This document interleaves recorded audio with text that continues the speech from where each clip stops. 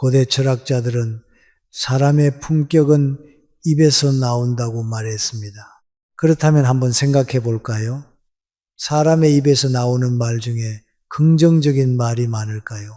부정적인 말이 많을까요? 네, 맞습니다. 바로 부정적인 말이 훨씬 많습니다. 그리고 중요한 건 횟수가 아니라 심입니다.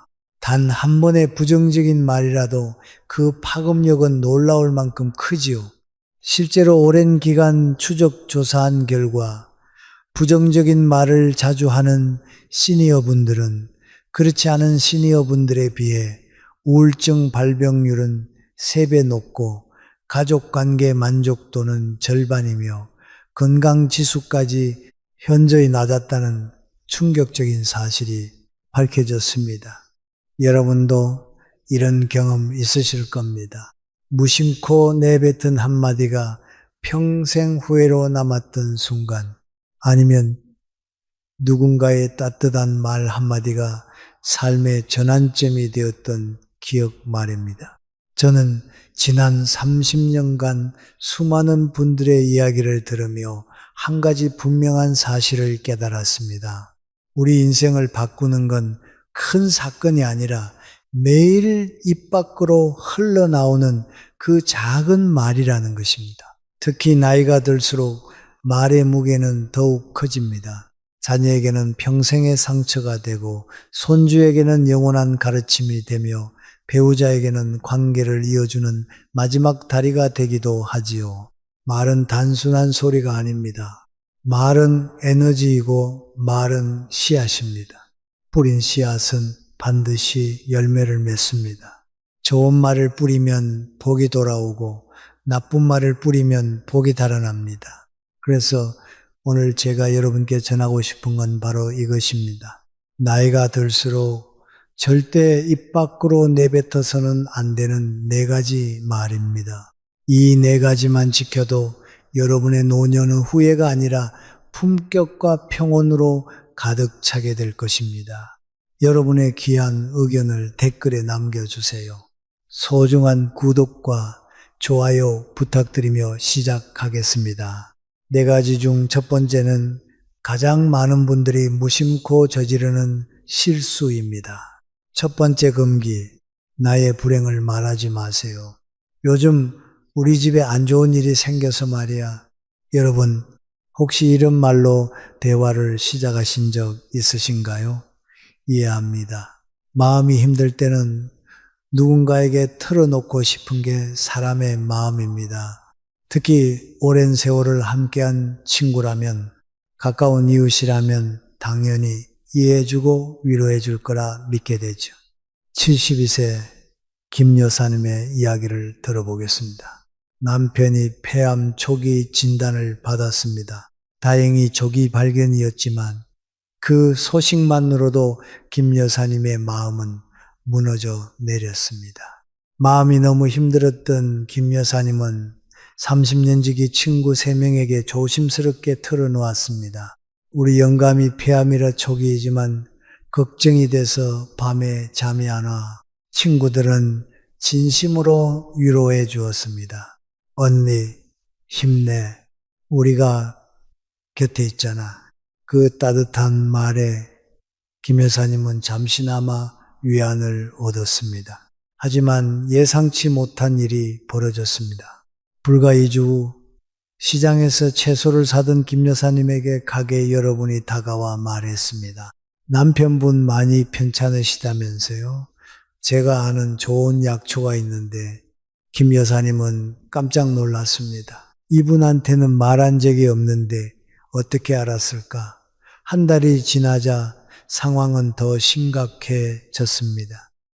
슈퍼에서는 저 집 남편 폐암 말길에 이제 얼마 못 산대라는 속삭임이 들려왔습니다.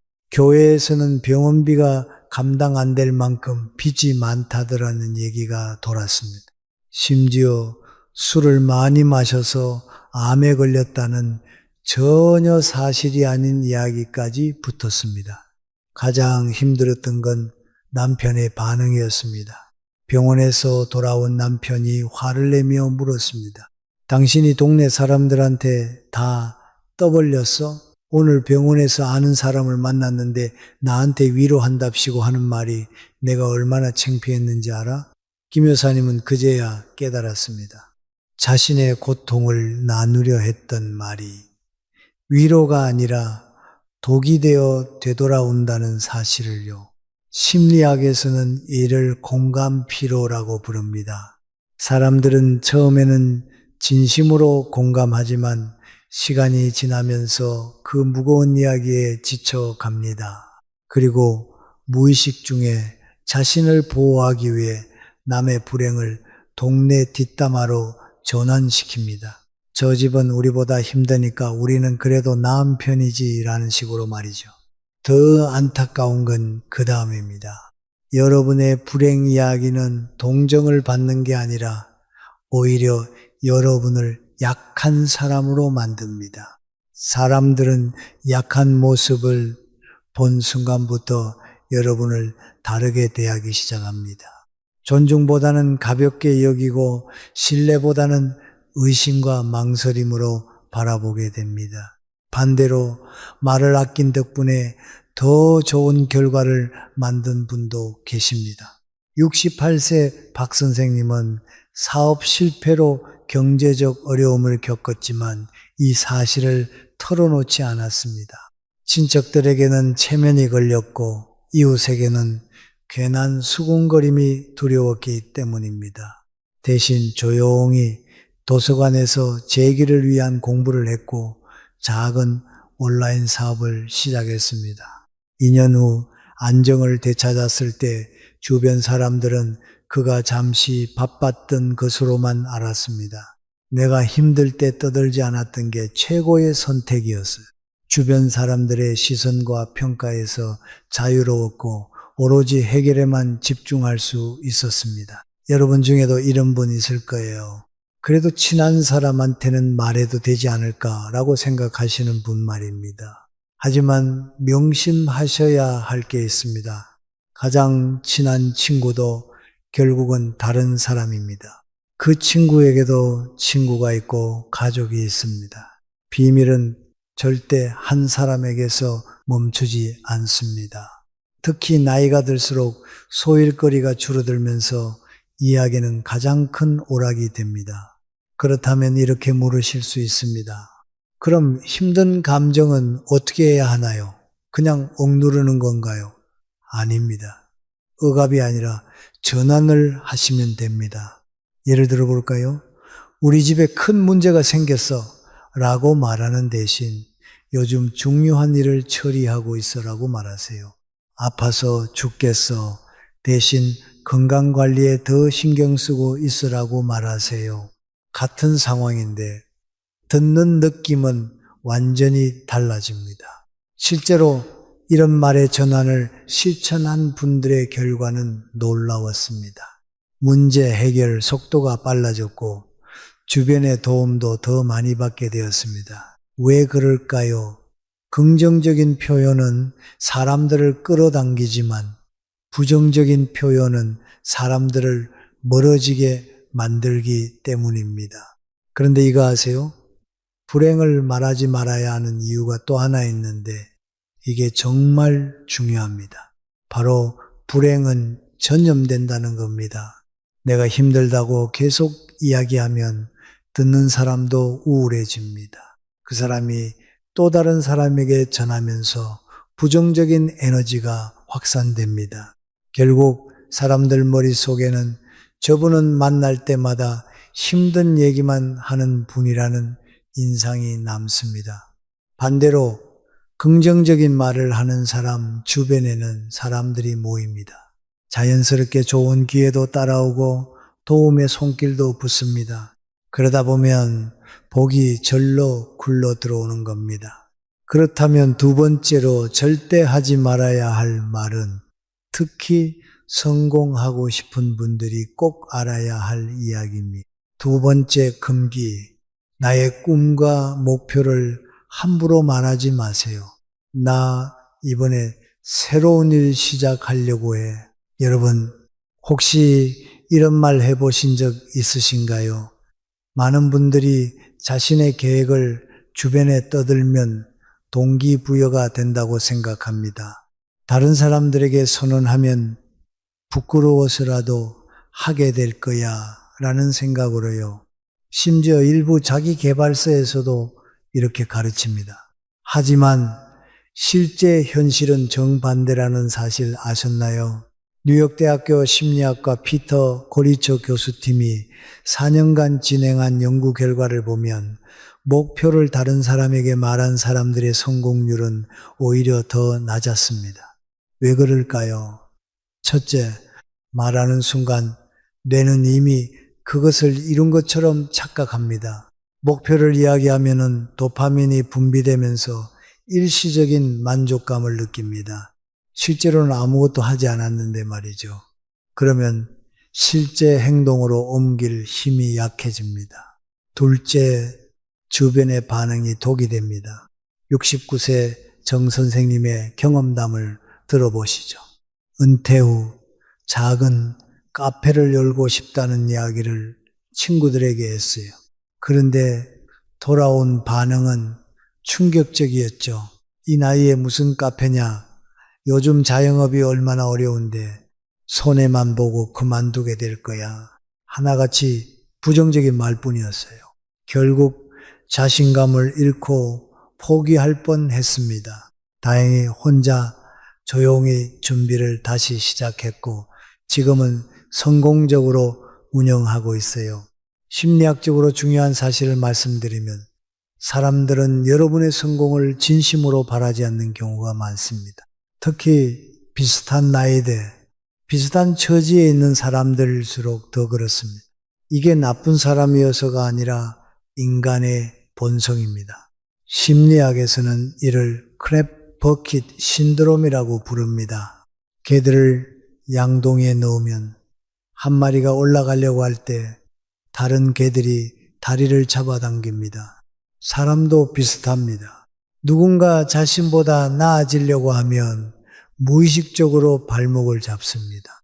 실제 실험 결과를 보면 참가자들에게 친한 친구가 승진했다는 소식을 들려줬더니 87%가 축하한다고 말했지만 뇌의 결과 질투와 관련된 영역이 활성화되었습니다. 즉 입으로는 축하하지만 속으로는 질투하는 거죠. 여러분 역사를 한번 떠올려 보세요. 위대한 업적을 이룬 사람들은 하기 전에 떠들지 않았습니다. 묵묵히 준비하고 조용히 실행하고 결과로 말했습니다. 워런 버핏은 이렇게 말했습니다. 좋은 투자 기회를 발견하면 절대 남에게 말하지 마라. 조용히 실행하라. 빌 게이츠는 마이크로소프트를 설립하기 전까지 계획을 거의 공개하지 않았습니다. 한 기업 연구소가 창업자 1000명을 조사했습니다. 사업 계획을 많은 사람에게 말한 창업자들의 5년 생존율은 23%였습니다. 반면 소수의 전문가에게만 조언을 구하고 조용히 준비한 창업자들의 생존율은 68%였습니다. 3배 가까이 차이가 났습니다. 왜일까요? 말은 에너지를 소비합니다. 실행하는 데 써야 할 시간과 에너지를 설명하고 설득하는 데 다 써버리는 거죠. 또한 말하는 순간 여러분의 아이디어는 더 이상 여러분만의 것이 아닙니다. 내 순수한 아이디어가 남의 의견, 걱정, 두려움에 휩싸이면서 점점 힘을 잃는 거예요. 그래서 진짜 이루고 싶은 목표가 있다면 입을 다물고 손을 움직여야 합니다. 67세 김 선생님이 바로 그런 분이셨습니다. 김 선생님은 평생 경찰관으로 일했습니다. 사건 현장을 누비고 수많은 사람을 상대했지만 정작 본인은 외국인과 몇 마디 대화를 나누지 못한 게 늘 마음에 걸렸습니다. 은퇴 후 시간이 많아졌을 때 문득 이런 생각이 들었습니다. 이제라도 영어를 조금은 해봐야겠다. 하지만 주변에는 단 한마디도 꺼내지 않았습니다. 나이 들어 무슨 영어냐는 말이 돌아올 게 뻔했기 때문입니다. 그 대신 매일 작은 다이어리에 단어를 적고 소리내어 읽고 스마트폰의 무료 회화 앱과 유튜브에서 강의를 찾아 반복해서 듣고 연습했습니다. 그리고 경찰 시절 습관처럼 스스로를 다 잡았습니다.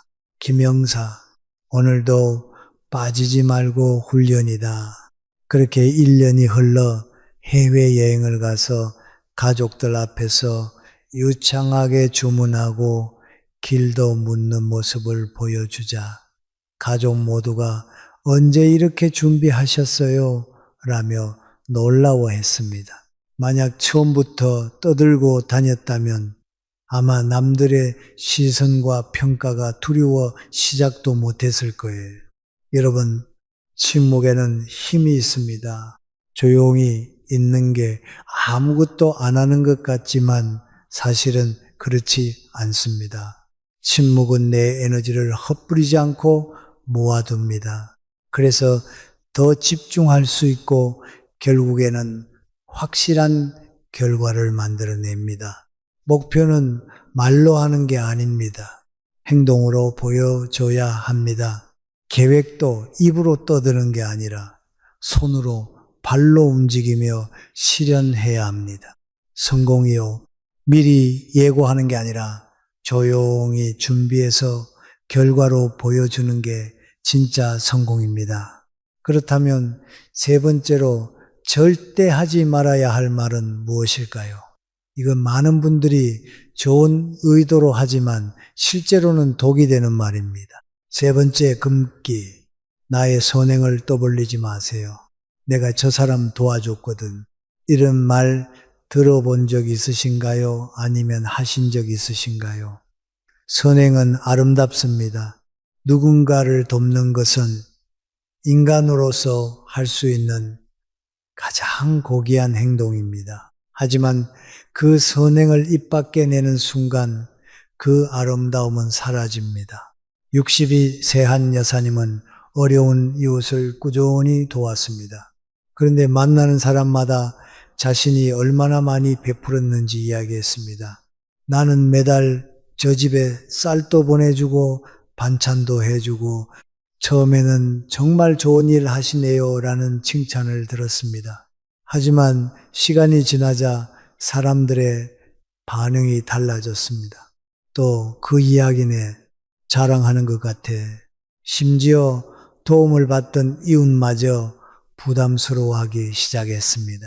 심리학 연구에 따르면 자신의 선행을 말하는 사람은 실제로 선행 자체보다 타인의 인정을 더 원한다고 합니다. 즉 진짜 목적이 도움을 주는 것이 아니라 남의 칭찬이었던 거죠. 더 놀라운 연구 결과가 있습니다. 캘리포니아 대학 연구팀이 기부자들을 두 그룹으로 나누었습니다. 한 그룹은 익명으로 기부했고 다른 그룹은 이름을 공개하고 주변에도 알렸습니다. 1년 후 조사했더니 익명 기부자들의 삶의 만족도가 훨씬 높았고 지속적으로 기부를 이어가는 비율도 높았습니다.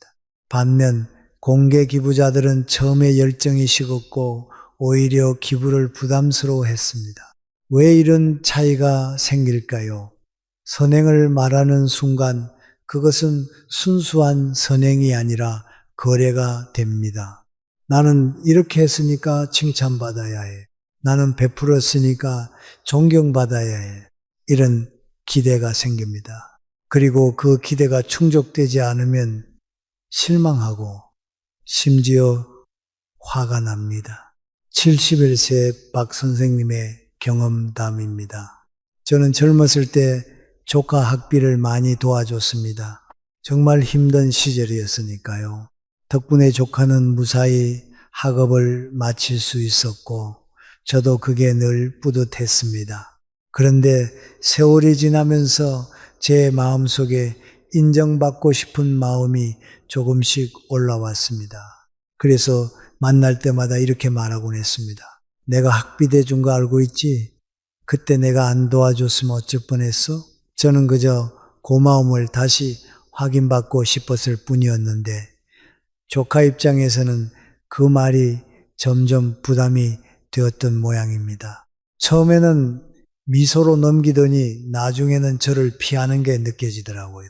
그제야 박 선생님은 깨달았습니다. 내가 도왔다는 사실을 자꾸 입에 올리는 순간 그 관계는 은혜가 아니라 짐이 되어 버린다는 걸 알게 된 거죠. 진짜 선행은 오른손이 한 일을 왼손이 모르게 하라는 말에 담겨 있습니다.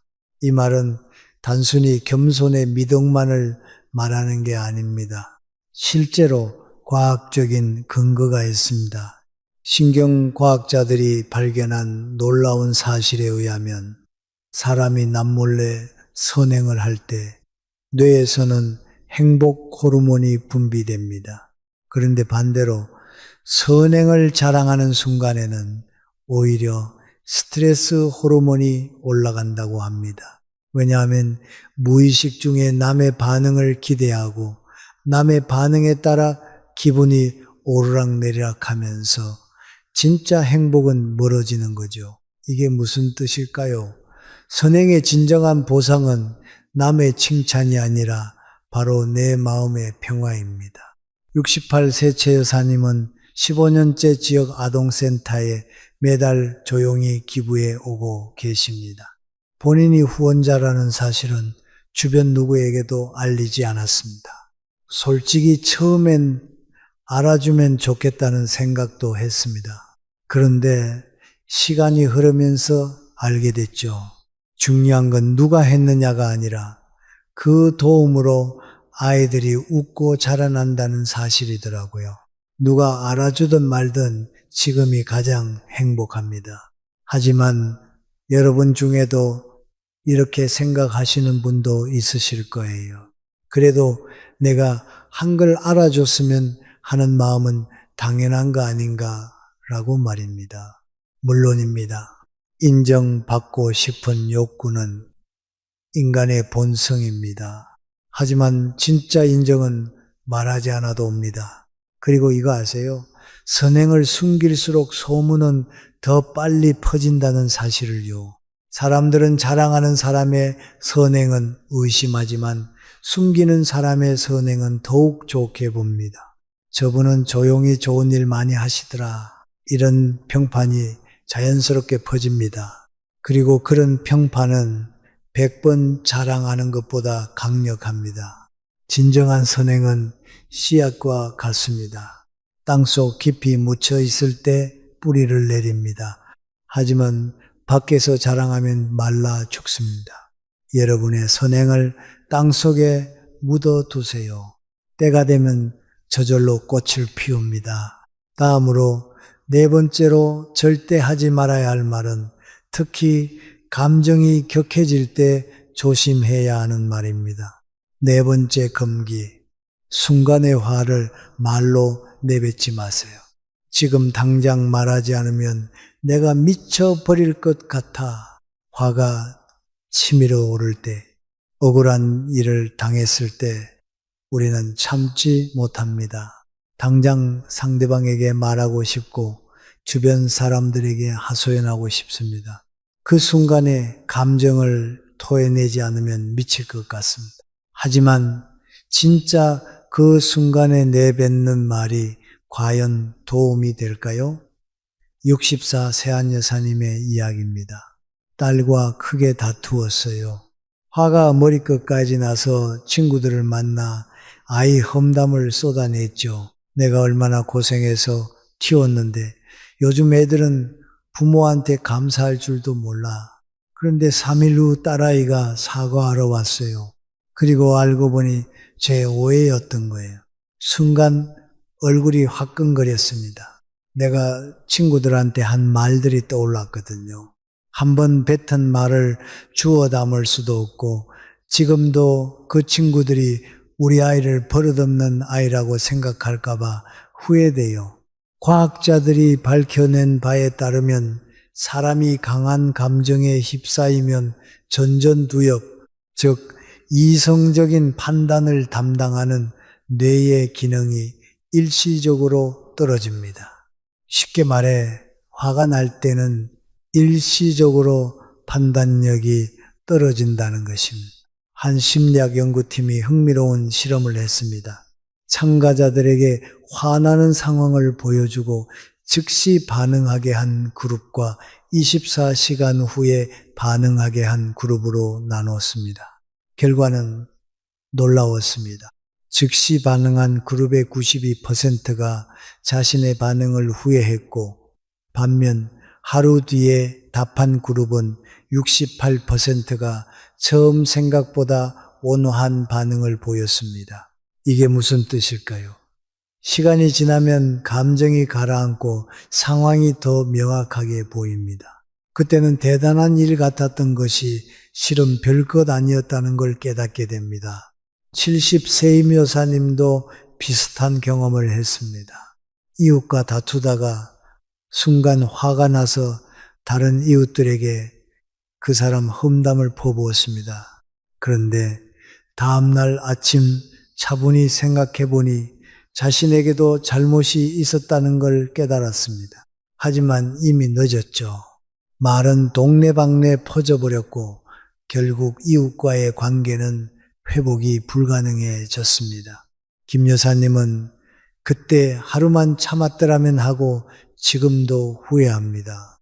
그렇다면 화가 날 때 어떻게 현명하게 마음을 다스릴 수 있을까요? 첫째, 24시간 규칙을 지키세요. 감정적인 말을 하고 싶을 때 무조건 하루를 기다리세요. 자고 일어나면 세상이 다르게 보입니다. 둘째, 종이에 쓰세요. 마음속 분노, 원망, 심지어 욕설까지 다 적어보세요. 그리고 다 쓰면 구겨서 찢어버리거나 태워버리세요. 입 밖으로 내면 상처가 남지만 종이에서는 사라집니다. 셋째, 산책하세요. 걸으면서 심호흡하세요. 신체 활동은 스트레스 호르몬을 낮추고 행복 호르몬을 높입니다. 30분만 걸어도 감정이 많이 가라앉습니다. 여러분, 우리가 화가 나서 던진 말은 그 순간엔 속이 시원할 수 있습니다. 아, 드디어 할 말 다 했다 하고 잠깐은 해방감이 들죠. 하지만 그 말이 지나고 나면 어떤가요? 상대방의 얼굴이 떠오르고 내가 뱉은 말이 귀에 메아리처럼 돌아오면서 마음이 무겁게 짓눌리지요. 바로 그게 후회의 씨앗입니다. 옛사람들은 참 흘린 한 글자가 100가지 화를 막는다고 했습니다. 이건 단순히 인내의 미덕을 말하는 게 아닙니다. 과학이 증명한 지혜입니다. 시간을 두고 감정을 가라앉히면 뇌의 전전두엽 기능이 회복되고 이성적인 판단이 가능해집니다. 여러분, 즉흥적인 말은 순간을 시원하게 하지만 평생의 관계를 무너뜨릴 수 있습니다. 화낼 때 하는 말은 상대방에게만 상처를 주는 게 아니라 사실 가장 큰 피해자는 바로 여러분 자신일 수 있다는 것을 잊지 마세요. 우리는 오늘 4가지를 배웠습니다. 첫째, 나의 불행을 말하지 마세요. 불행은 말할수록 커지고 침묵할수록 작아집니다. 둘째, 나의 꿈과 목표를 함부로 말하지 마세요. 말하는 에너지를 실행하는 에너지로 바꾸세요. 셋째, 나의 선행을 떠벌리지 마세요. 진짜 선행은 조용히 퍼져나갑니다. 넷째, 화가 날 때 즉흥적으로 말하지 마세요.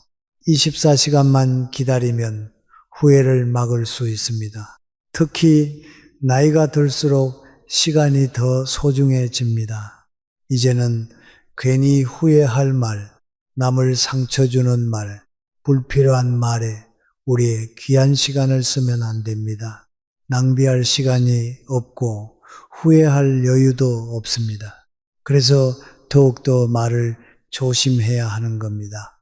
그래서 꼭 기억하셔야 합니다. 말을 아끼면 복이 모입니다. 침묵을 지키면 평화가 옵니다. 긍정의 말을 하면 행복이 찾아옵니다. 결국 우리의 말이 우리의 인생을 만드는 겁니다. 여러분의 입에서 나오는 모든 말이 축복이 되기를 바랍니다. 오늘 이야기가 여러분께 작은 도움이라도 되었기를 바라며 앞으로도 여러분의 건강과 행복을 진심으로 응원하겠습니다. 항상 만복이 깃드시길. 그리고 다음으로 제가 나누고 싶은 이야기는 은퇴 후에 모임에 나가보니 제일 환영받는 사람 압도적 1위는 이런 사람입니다. 노후의 모임에서 근사하게 주인공이 되는 방법. 퇴계 이황 선생은 말씀하셨습니다. 남을 대할 때는 봄바람처럼 따뜻하게 하고 자신을 다스릴 때는 가을 서리처럼 엄격하게 하라. 남의 허물에는 관대하고 나 자신부터 철저히 돌아보라는 인간관계의 격을 담은 가르침이죠. 그런데 직장 다닐 때를 생각해 보십시오. 직함이 높은 사람 중에 아랫사람에게 봄바람 같았던 분이 몇이나 될까요? 대부분은 정반대였습니다. 자기에게는 한없이 관대하면서 남에게는 차가웠습니다. 자기 실수는 어쩔 수 없었다.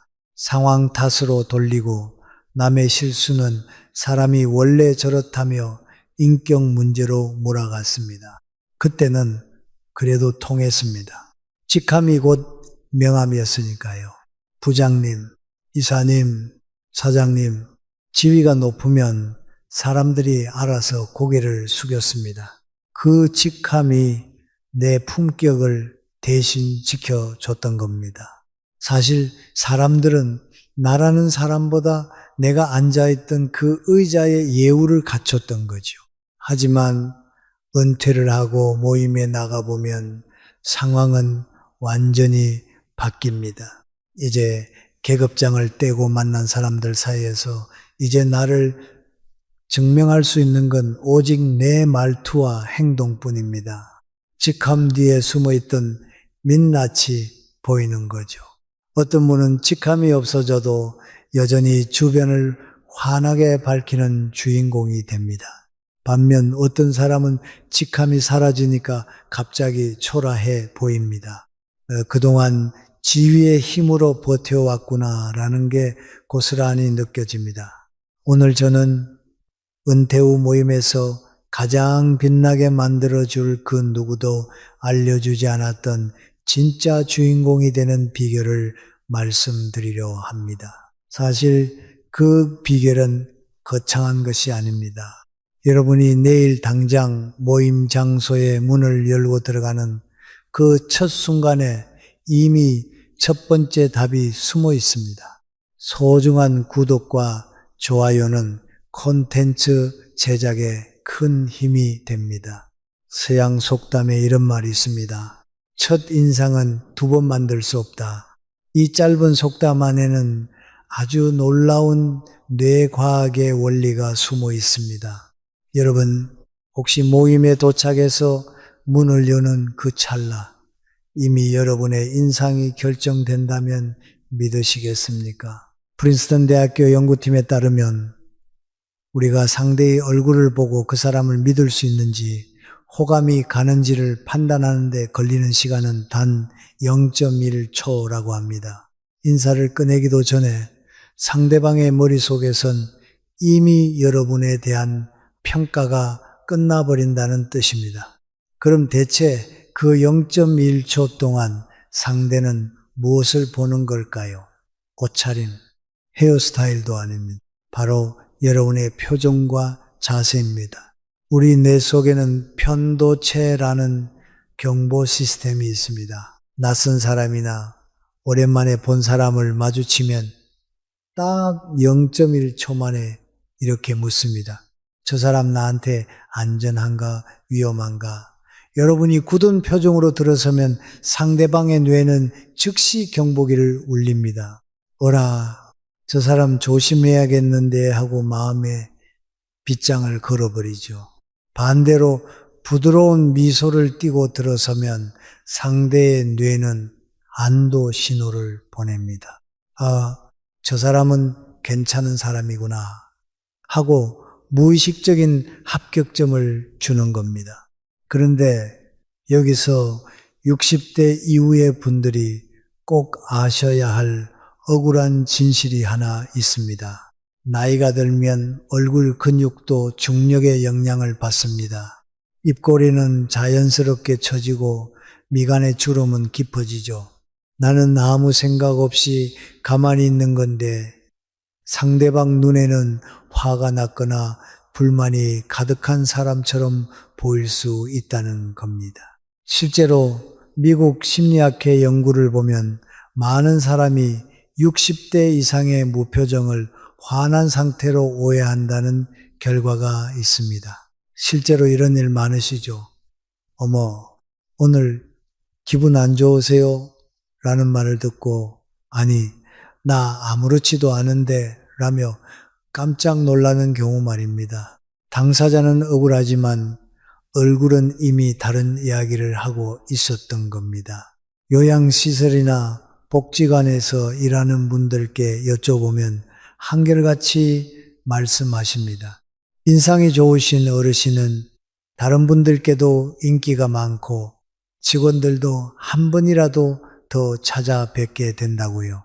인상이 곧 그 사람의 경쟁력이자 품격이 되는 셈입니다. 그렇다면 어떻게 해야 할까요?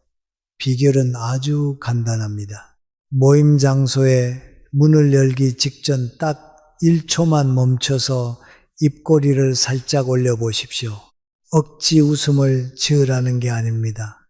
오늘 사람들 만나서 참 반갑다라는 마음을 표정에 담기만 하라는 겁니다. 입꼬리를 1mm만 올려도 인상은 기적처럼 바뀝니다. 여기에 어깨를 자연스럽게 펴고 고개를 바로 세우는 파워 포즈를 더해 보십시오. 하버드 대학교 에이미 커디 교수는 말합니다. 당당한 자세가 내 마음을 바꾸고 그 에너지가 상대에게 전달된다고요. 자, 눈앞에 한번 그려 보십시오. 은퇴 후 어느 모임 장소에 두 사람이 들어옵니다. 한 사람은 고개를 숙이고 무표정하게 들어와 빈자리에 쓱 앉습니다. 다른 한 사람은 자리에 있는 사람들과 눈을 맞추며 가볍게 미소 짓습니다. 여러분이라면 누구 곁에 앉고 싶으신가요? 누구에게 먼저 말을 걸고 싶으시겠습니까? 답은 너무나 명확합니다. 은퇴 후의 모임은 더 이상 성과를 증명해야 하는 자리가 아닙니다. 하지만 여러분의 존재감은 여전히 중요합니다. 그리고 그 존재감은 말보다 먼저 여러분의 표정과 자세에서 시작된다는 것을 기억해 주세요. 그런데 말입니다. 이 좋은 첫 인상은 시작에 불과합니다. 진짜 사람의 마음을 사로잡는 것은 그 다음에 여러분이 하는 한마디입니다. 이 한마디는 칭찬보다 훨씬 더 강력한 것입니다. 칭찬은 고래도 춤추게 한다는 말 들어보셨죠? 사실 우리 어른들의 세계에선 절반만 맞는 말입니다. 누군가 나에게 오늘 멋있으시네요 라고 말합니다. 기분이 어떠셨습니까? 물론 나쁘진 않지만 마음 한구석에선 그냥 인사치겠지 하는 생각이 스치지 않으셨나요? 물론 칭찬은 좋은 것이지만 뻔한 칭찬은 힘이 없습니다. 젊어 보이세요? 오늘 좋아 보이세요? 이런 말들은 너무 많이 듣기도 했고 누구에게나 할 수 있는 말이라는 것을 우리 모두 알고 있습니다. 하지만 이런 경험은 어떠신가요? 오랜만에 만난 지인이 이렇게 말합니다. 어머, 이 넥타이 직접 고르셨어요? 색깔이 정말 잘 어울리시네요. 또는 언니 오늘 머리 했어? 훨씬 화사해 보여. 이 말을 듣는 순간 우리의 표정이 어떻게 변하는지 상상이 되십니까? 눈이 커지고 입꼬리가 올라가고 어머 알아봤어? 하면서 상대에게 한 발짝 더 다가가게 됩니다. 같은 칭찬인데 왜 이렇게 반응이 다를까요? 첫 번째 칭찬은 누구에게나 할 수 있는 말이지만 두 번째 칭찬은 그 사람을 관찰해야만 할 수 있는 말입니다. 이게 바로 발견의 힘입니다. 심리학자 메슬로우는 인간의 가장 깊은 욕구로 인정 욕구를 꼽았습니다. 먹고 사는 문제가 해결되면 그 다음에 인간이 원하는 것은 내가 가치 있는 존재라는 인정이라는 거죠. 그런데 이 욕구는 나이가 들수록 사라지는 게 아니라 오히려 더 간절해집니다. 생각해 보십시오. 직장 다닐 때는 인정받을 기회가 많았습니다. 성과를 내면 승진도 하고 보너스도 받았습니다. 그런데 은퇴하면 이 모든 게 사라집니다.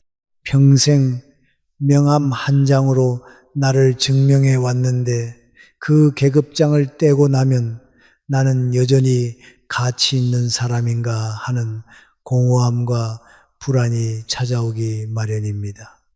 바로 이런 상황에서 누군가 나의 작은 변화를, 나의 작은 노력을 알아봐 준다면 어떨까요?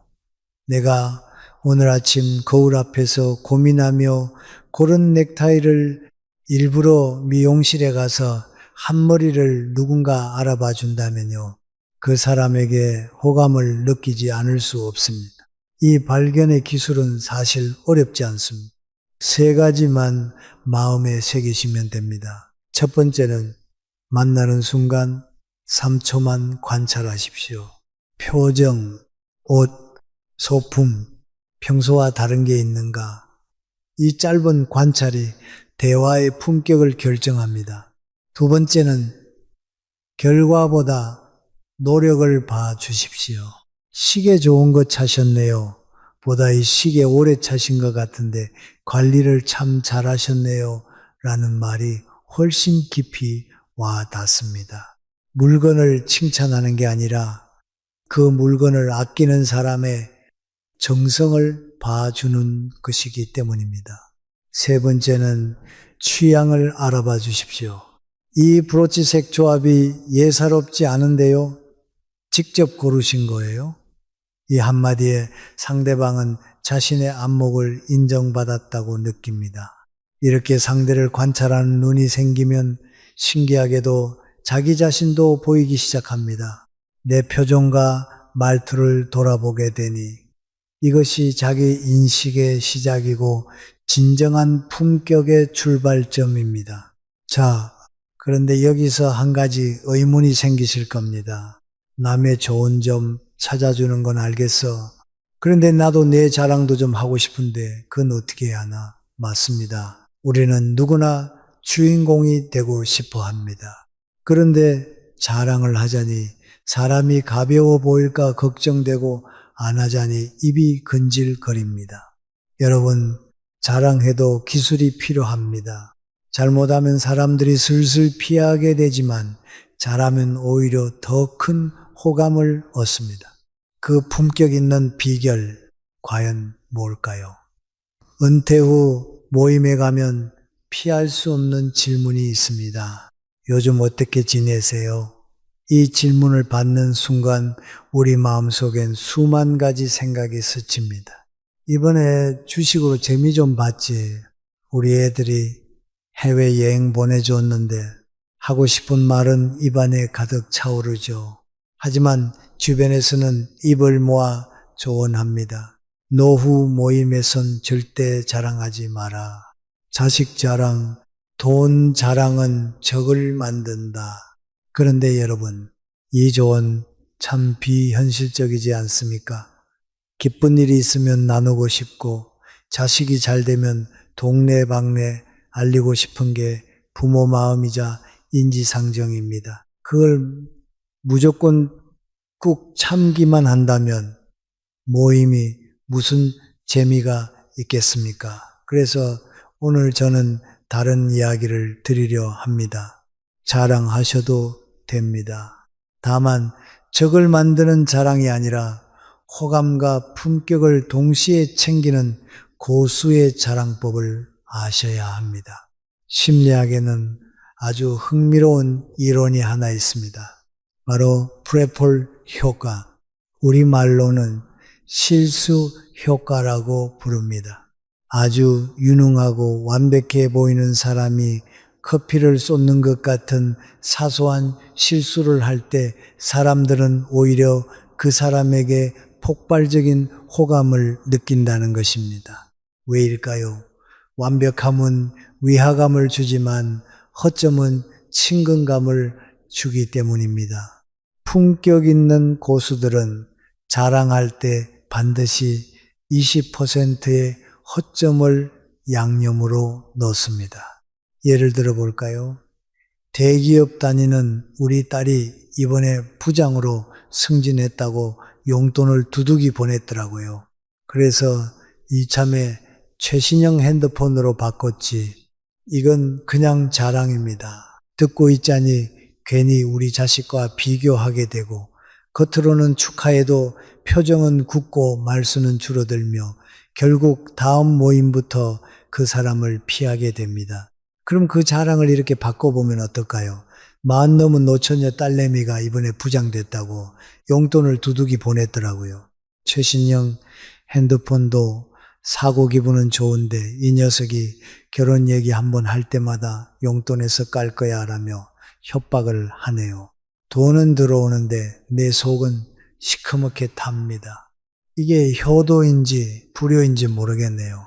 허허, 어떻습니까? 90%의 성공 뒤에 10%의 고민을 섞는 순간 상대방의 질투는 딸 대단하네 라는 감탄과 돈도 좋지만 짝은 있어야지 라는 깊은 공감으로 바뀝니다. 자랑을 사랑받게 만드는 3가지 비결 꼭 기억하세요.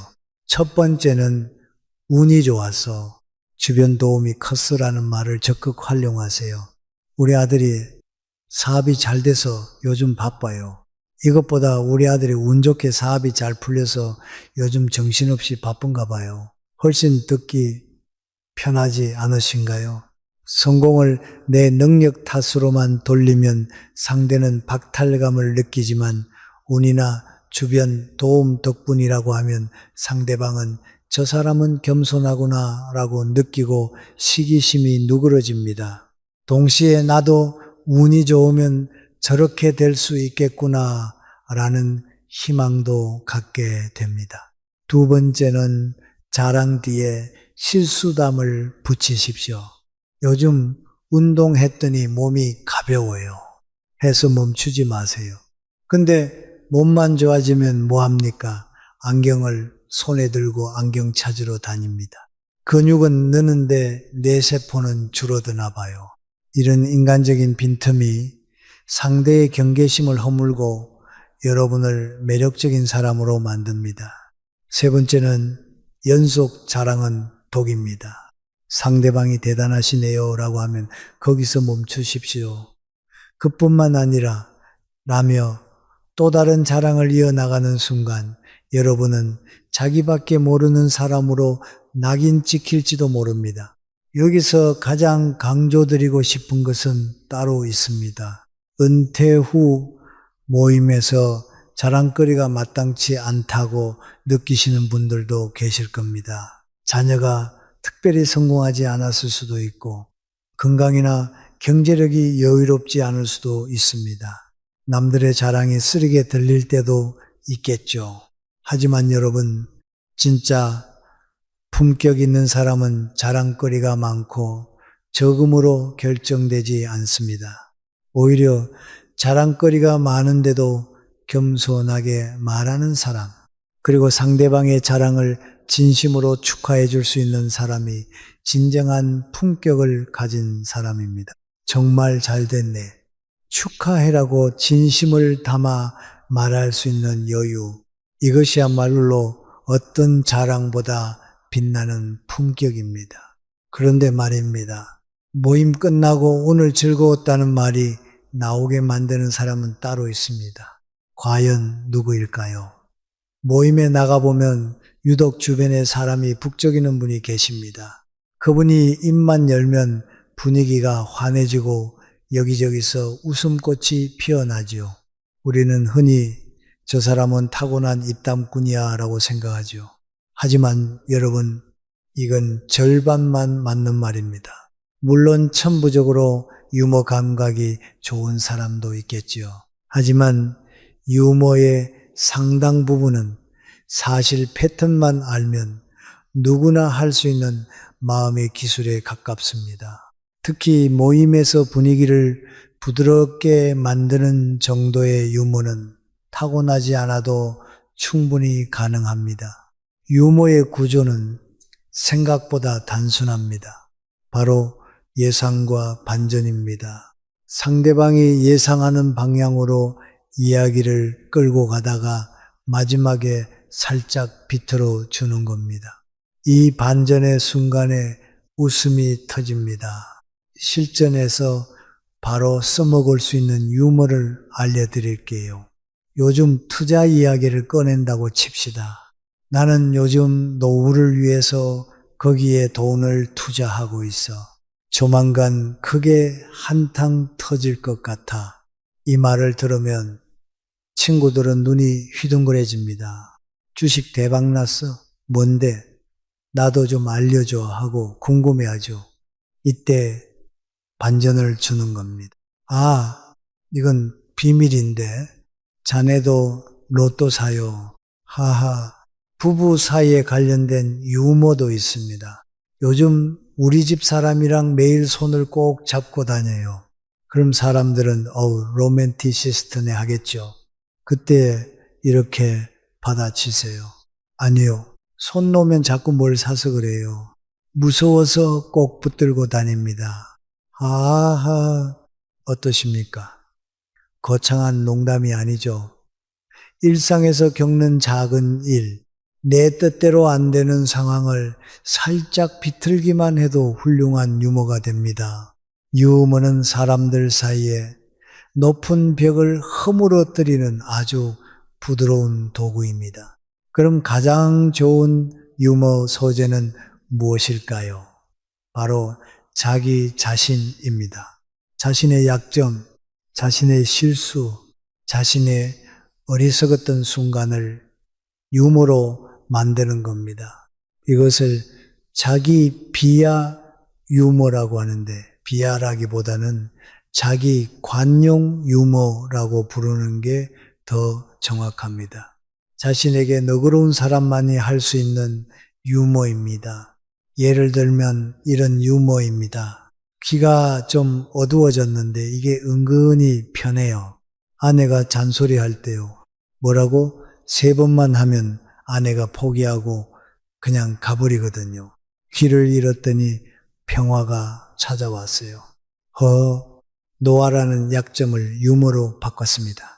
이 유머를 들으면 사람들은 웃으면서 동시에 호감을 느낍니다. 이 사람은 자기 자신에게 관대하구나. 함께 있으면 편하겠다라고 무의식적으로 생각합니다. 특히 은퇴 후에는 이런 유머가 더 빛납니다. 은퇴 전에는 직위와 성과로 존재감을 드러낼 수 있었습니다. 내가 굳이 재밌는 소리를 안 해도 다들 내 말에 집중했죠. 하지만 은퇴하고 나면 그 갑옷이 사라집니다. 이때 여전히 예전처럼 무게만 잡고 있으면 주변 사람들이 피곤해합니다. 저 사람은 아직도 옛날 생각만 하네라는 소리를 듣기 딱 좋죠. 반대로 자신의 노화를 한탄하지 않고 위트로 받아치는 여유를 가진 사람은 상대방에게는 그 어떤 돈 자랑보다 멋지게 보입니다.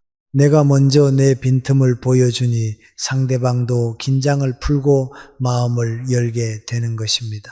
그런데 유머를 할 때 절대로 잊지 말아야 할 철칙이 있습니다. 품격 있는 유머의 영역은 언제나 나아여야 합니다. 가장 나쁜 유머는 남을 깎아내려 웃기는 겁니다. 어이, 김형, 얼굴이 왜 그렇게 사갔어? 무슨 고생을 그렇게 했어, 박 사장? 그 뱃살 좀 봐. 임신한 줄 알겠네. 본인은 친하니까 농담이라고 하지만 당하는 사람은 사람들 앞에서 큰 망신을 당한 기분이 듭니다. 이건 유머가 아니라 말의 칼입니다. 겉으로는 웃어 넘겨도 속으로는 다시는 저 사람 안 본다고 결심하죠. 특히 외모에 대한 농담은 아무리 친해도 조심하세요. 나이가 들수록 외모는 민감한 주제입니다. 진짜 고수는 나를 소재로 삼습니다. 내 실수, 내 건망증, 내 서툰 점을 웃음으로 바꾸세요. 내가 망가져서 모두를 웃게 만드는 것, 그것이 가장 멋진 유머입니다. 품격 있는 유머는 상대방과 함께 웃는 것이지 상대방을 보고 웃는 게 아니라는 걸 명심해야 합니다. 여러분, 은퇴 후의 모임은 더 이상 치열한 경쟁의 장이 아닙니다. 누가 더 성공했는지, 누가 더 잘 살았는지 따지는 자리가 아닙니다. 오랜 세월을 살아온 사람들이 모여서 서로의 존재를 확인하고 따뜻한 위로를 나누는 자리입니다. 거기서 빛나는 사람은 많이 가진 사람이 아니라 자기 삶에 만족하며 여유를 보여주는 사람입니다. 나이가 든다는 것은 가진 것을 하나씩 내려놓는 과정이라 합니다. 젊음을 내려놓고 지위를 내려놓고 체력을 내려놓습니다. 그것은 자연의 순리이고 거스를 수 없는 흐름입니다. 그런데 품격만큼은 내려놓지 마십시오. 그것은 나이가 들수록 더 깊어질 수 있는 것입니다. 살아온 세월이 가르쳐준 지혜, 수많은 만남이 쌓아준 겸손, 희로애락을 겪으며 다듬어진 따뜻함, 이런 것들이 모여 품격이 됩니다.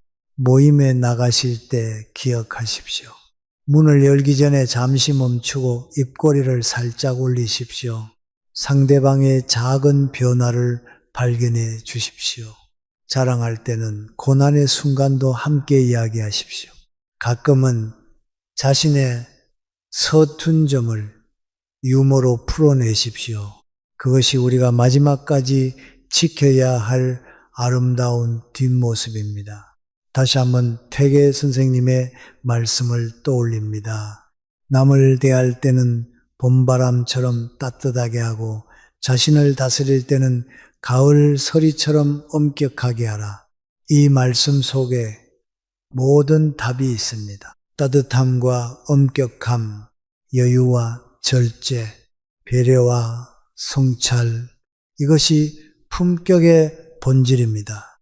여러분의 다음 모임이 그리고 그 이후의 모든 만남이 따뜻하고 빛나는 시간이 되시기를 바랍니다.